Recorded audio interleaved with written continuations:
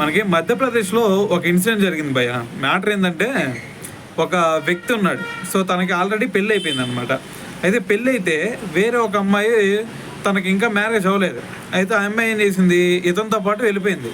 So వెళ్ళిపోయేసరికి ఈ అమ్మాయి parents ఎవరైతే ఉంటారో వాళ్ళు హైకోర్టులో డైరెక్ట్గా హైకోర్టుకి వెళ్ళి అక్కడ పిటిషన్ దాఖలు చేశారనమాట. ఈ విధంగా మాకు అన్యాయం జరిగిందని చెప్పేసి. అయితే ఇప్పుడు హైకోర్టు ఏం తెప్పించిందో తెలుసా? హైకోర్టు ఒకటే చెప్పింది, ఇప్పుడు మీరు మొత్తం చట్టంలో కనుక ఒకసారి చూసుకుంటే ఎక్కడా కూడా ఒక మేజర్ అయిన ఒక అమ్మాయి మరి ఒక యువకుడితో ఉండకూడదు అని చెప్పేసి మరి ఏ చట్టం కూడా ఇప్పటి వరకు లేదు. మరి మేజర్ అయిన అమ్మాయి ఎవరితో అయినా సరే ఉండొచ్చు అని చెప్పేసి మరి ఒక తీర్పునివ్వడం జరిగింది. సో మరి ఇంకో విషయం ఏంటంటే, మరి మీరు దీని గురించి ఫిర్యాదు చేస్తున్నారు కదా, సో మీకు రైట్స్ లేవు. అటువైపు ఆ అబ్బాయి భార్య ఎవరైతే ఉన్నారో సో తనకు మాత్రమే ఇక్కడ పిటిషన్ దాఖలు చేసే హక్కు ఉందని చెప్పేసి మరి హైకోర్టు అయితే ఒక తీర్పునైతే ఇవ్వడం జరిగిందనమాట.